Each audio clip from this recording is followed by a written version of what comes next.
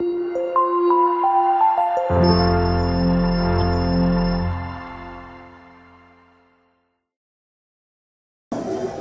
buenas tardes para todos. Mi nombre es Luz Estela Rivera, coordino el programa de tuberculosis de la Secretaría de Salud Municipal. En el momento vamos a iniciar el módulo sobre el taller del manejo integral de la tuberculosis. Vamos a explicar cómo se diligencia el formato de la tarjeta individual de tratamiento que se le debe seguir a todo paciente diagnosticado. Esta tarjeta individual de tratamiento es como la historia clínica de los pacientes.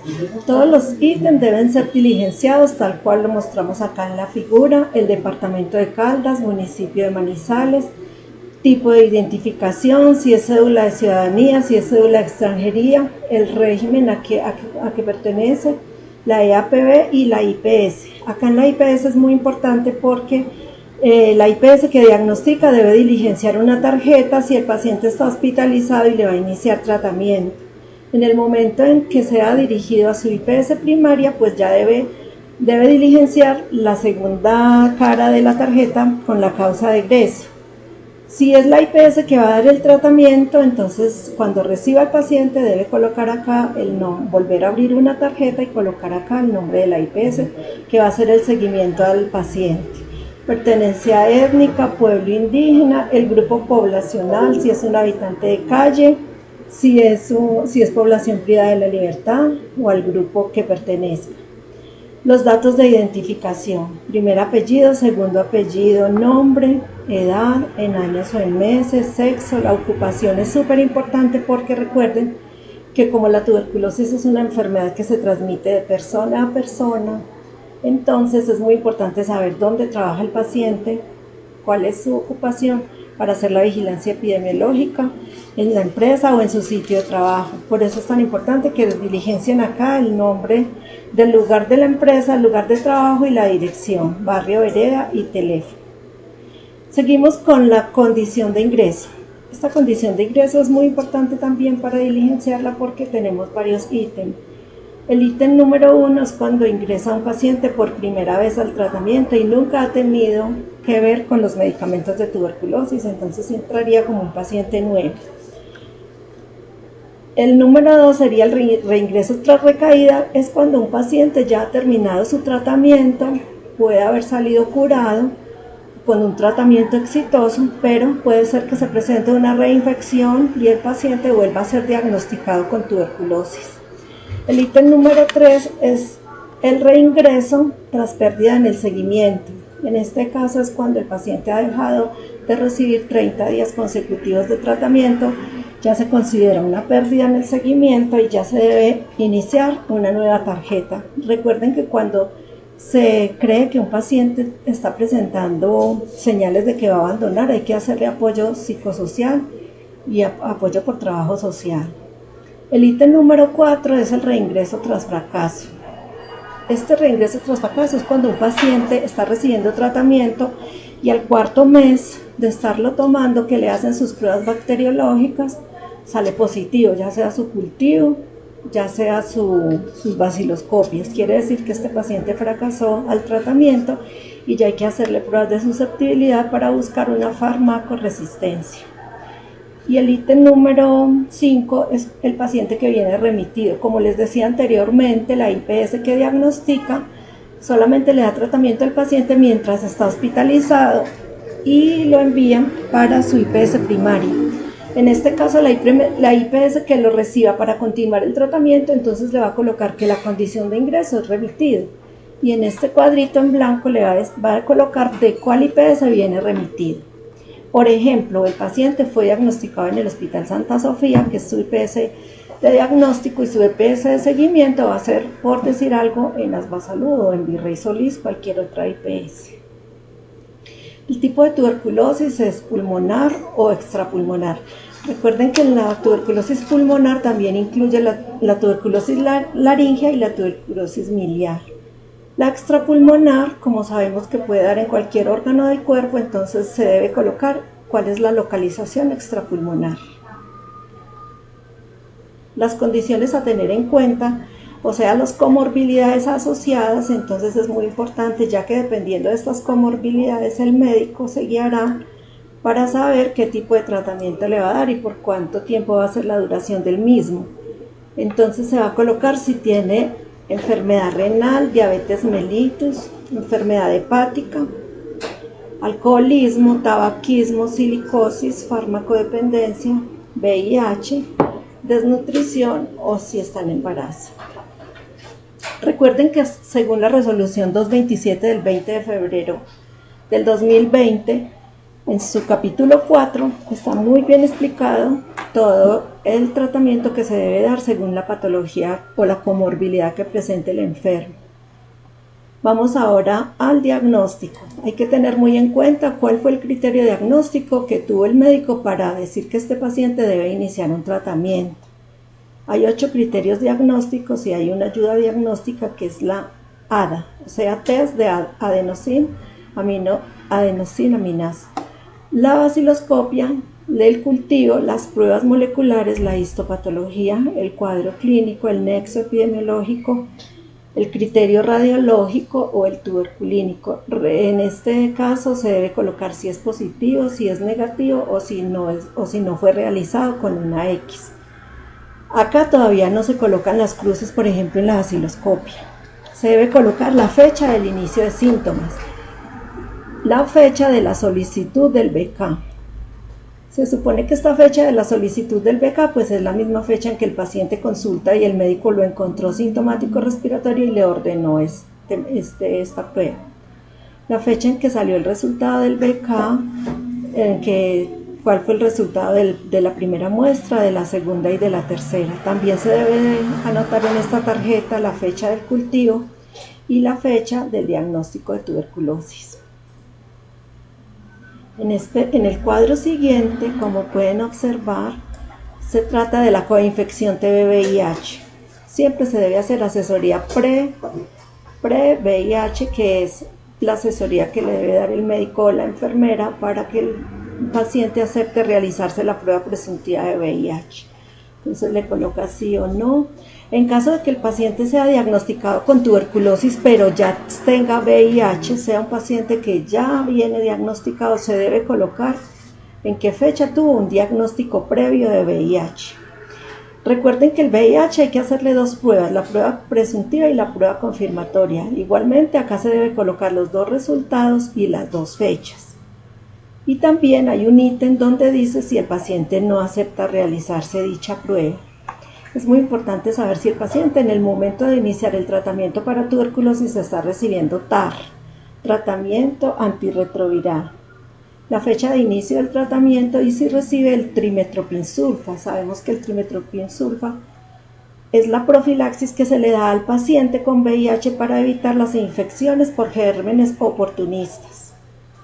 En el ítem siguiente dice el peso en kilogramos. Al inicio del tratamiento es súper importante conocer el peso, ya que debido a este peso es que el médico va a ordenar la cantidad de tabletas, la dosis del tratamiento. Siempre hay que colocar la fecha de inicio de la primera fase, que consta de 2 meses, es la fase intensiva, y la segunda fase consta de 4 meses. El total del tratamiento son 6 meses. Se debe colocar el número de tabletas que el médico ordena dependiendo del peso. Y en la parte de abajo donde dice dosis por miligramo, acá lo pueden observar. Entonces ustedes saben que las tabletas se llama tableta dosis fija combinada, donde tiene 4 medicamentos que son bactericidas y bacteriostáticos. Son la rifampicina, la isoniazida, la piracinamida y el etambutol. Hay que colocar, dependiendo del número de tabletas, se multiplica por 4 o por 3 la concentración de la rifa, de la iso, de la piracinamida y el etambutol, y ese es el número que se coloca en dosis de miligramos. Bueno, seguimos con las pruebas de susceptibilidad. Es muy importante que según la resolución 227 del 20 de febrero del 2020, la prueba gold estándar, la prueba reina para el diagnóstico de la tuberculosis, debe ser la prueba molecular. Esta prueba molecular nos identifica el Mycobacterium tuberculoso y también nos identifica el patrón de resistencia. Si es el método GeneXpert, nos va a identificar el patrón de resistencia de la rifampicina. Si es el método ENICLES, nos va a identificar el factor de resistencia de la rifa y de la ISO. Entonces acá en el ítem donde dice prueba de susceptibilidad se debe colocar el día, el mes y el año y el reporte de las pruebas de susceptibilidad, si fue sensible o si fue resistente. Igualmente, si no se hizo prueba molecular pero se hizo cultivo, del cultivo debe hacerse la prueba de susceptibilidad y con el reporte diligenciar este ítem de pruebas de susceptibilidad. Dice que se debe realizar cultivo y pruebas de susceptibilidad a fármacos a todos los pacientes que han ingresado como previamente tratados. ¿Cuáles son los previamente tratados? Pues los que vamos a captar después de que se nos perdieron en el seguimiento y a los pacientes que tienen una recaída. Igualmente se debe realizar a los pacientes menores de 15 años, a las personas que viven con VIH, a la población privada de la libertad, a los indígenas, a los habitantes de calle y a los trabajadores de la salud. Acá terminaríamos la primera cara de la tarjeta de tratamiento. Vamos a iniciar la cara B. En la cara B hay dos cuadros. El primer cuadro se trata de la primera fase y el segundo cuadro de la segunda fase para la administración de los medicamentos. Recuerden que el tratamiento de tuberculosis debe ser supervisado. El hecho de que estemos utilizando la TDO, tratamiento directamente observado, que es la modalidad virtual, no quiere decir que la IPS se desentienda del paciente y lo deje solito tomándose su medicamento sin saber qué reacciones adversas presenta. Por lo cual es muy importante diariamente la IPS comunicarse con el paciente y averiguar las reacciones adversas y tener una evidencia de que sí está haciendo este seguimiento. El no seguir a un paciente que está tomando el medicamento de tuberculosis puede acarrear sanciones por parte del Ministerio Público, por parte de la Dirección Territorial o del Ministerio de Salud, porque es un tratamiento que debe ser observado. Entonces, vemos que dice, anote el número consecutivo de dosis que lleva el paciente y una X cuando el paciente no recibe, quiere decir un domingo, o cuando el paciente no puede asistir. En este caso vamos a mirar que el paciente inició tratamiento el 15 de enero. Entonces se va a colocar primera dosis el 15 de enero, segunda dosis el 16, tercera dosis el 17 y así sucesivamente. Y vamos a colocar una X en el momento que el paciente no asiste o no recibe. Vamos a tener acá en cuenta que cuando un paciente es sospechoso de que se va a volver inadherente al tratamiento, es muy importante lo que dije al comienzo, darle el apoyo por psicología y por trabajo social para volverlo a enrutar y que no nos abandone el tratamiento. La segunda fase igualmente se diligencia cuando el paciente ya terminó las 56 primeras dosis, se le hizo su respectivo control que más adelante se explica cómo se realiza y el médico ordena continuar en segunda fase. Se diligencia igualmente como se diligenció la primera fase, con el mes, el número de días, con una X el día que inicia, con el número de dosis el día que inicia y una X los días que el paciente no recibe dosis. Es muy importante este ítem que tenemos de controles programados y realizados. Recuerde que se debe realizar 6 controles.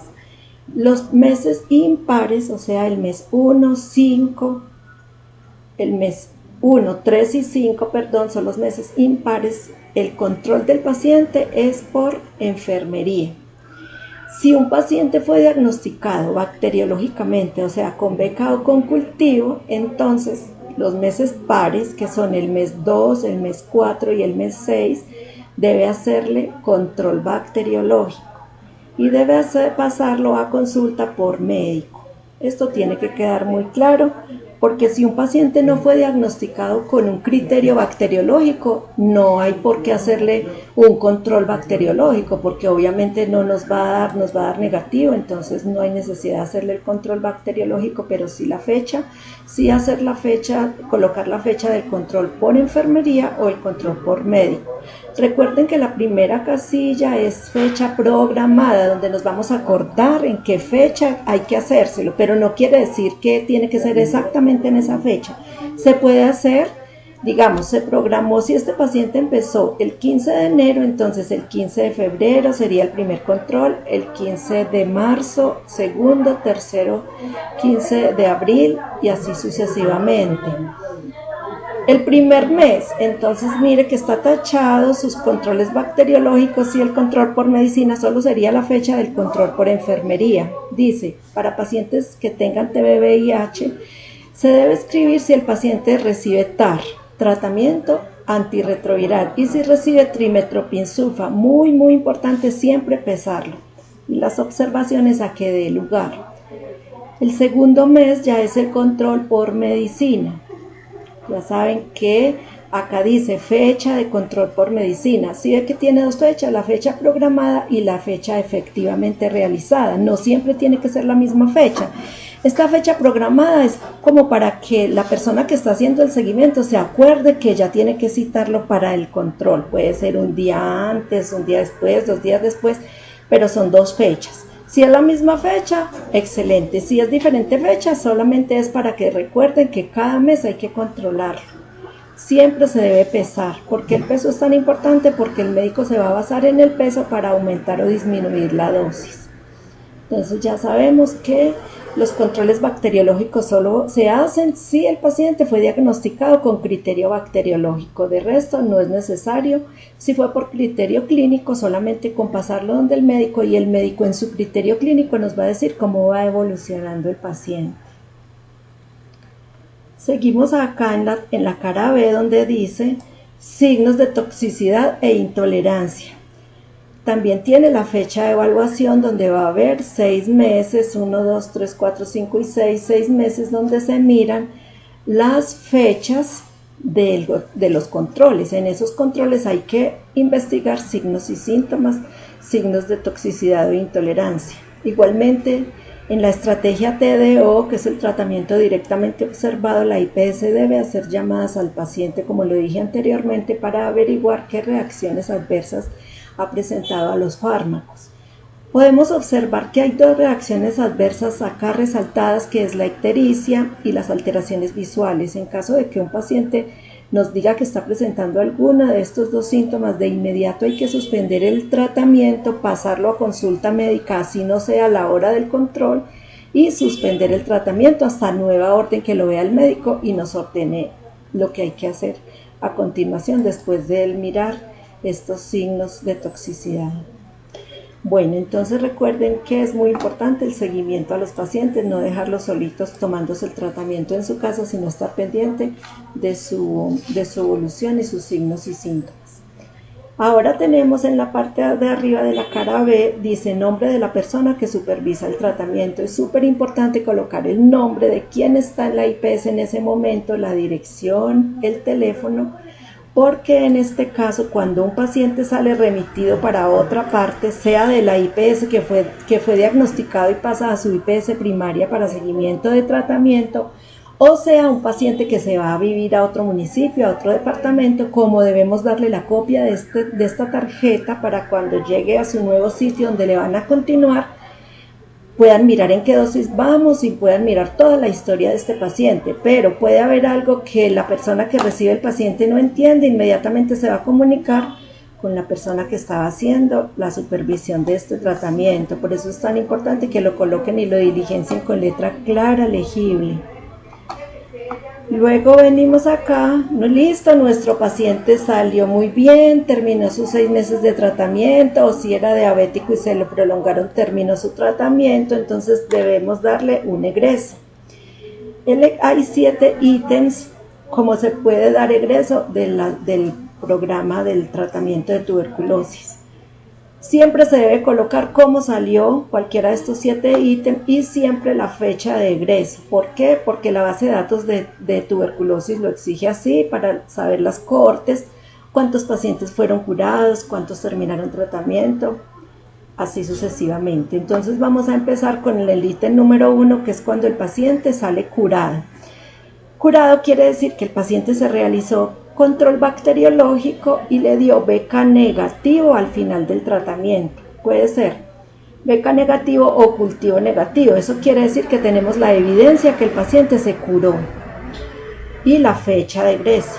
Puede ser que el paciente es un paciente extrapulmonar, no tuvo criterio bacteriológico y simplemente completó sus 112 dosis de la segunda fase. Entonces, en este caso se diligencia con una X tratamiento terminado y la fecha de egreso. Puede ser que el ítem 3, que el paciente fracasó en su tratamiento, quiere decir que al final del cuarto mes tuvo un BK positivo o un cultivo positivo, por lo tanto se sacará como un fracaso y la fecha de egreso.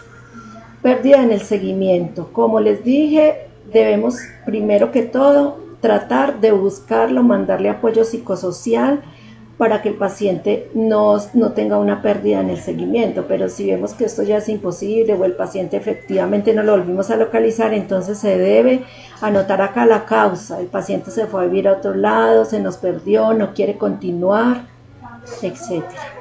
El paciente fallecido. La causa de la muerte es muy importante porque puede haber fallecimientos con tuberculosis o por tuberculosis. Entonces es muy importante, causa de muerte, un accidente, causa de muerte, tenía UCA, causa de muerte, bueno, siempre diligenciar este ítem. No evaluado es, por ejemplo, cuando un paciente es diagnosticado en una IPS, pero pasa a otra IPS a continuar su tratamiento. Entonces la primera IPS que diligencia la tarjeta donde le iniciaron el tratamiento, le da como causa de egreso no evaluado, porque él no supo cómo salió, y en la causa dice paciente que es remitido a su IPS primaria para continuarle el tratamiento, y acá colocan a cuál IPS fue remitido. Y dice el ítem 7, excluido de la cohorte por TB resistente a rifa. Este caso es cuando los pacientes se les realiza su prueba molecular o se les realiza su prueba de susceptibilidad a fármacos y nos salió una resistencia. Entonces, en este caso, el paciente ya no va a seguir con su tratamiento para la tuberculosis sensible, sino que va a pasar a medicamentos de segunda línea. Entonces, por eso vamos a dar egreso a esta primera línea y vamos a seguir ya con lo que está normado en la resolución 227 del 20 de febrero del 2020 para tratar los pacientes que salen resistentes a los medicamentos. En las observaciones es muy importante tener en cuenta siempre informar qué sucedió con el paciente, porque si el paciente sale para otra entidad, la persona que lo reciba sepa qué sucedió con el paciente y no tenga que estar consultando en la entidad anterior. Paciente que abandonó, en este caso, paciente que abandonó tratamiento y que reinicia nuevamente. Bueno, entonces esperamos que haya sido de mucha utilidad esta explicación en el diligenciamiento del formato de la tarjeta de tratamiento para el manejo integral de los pacientes con tuberculosis. Muchísimas gracias.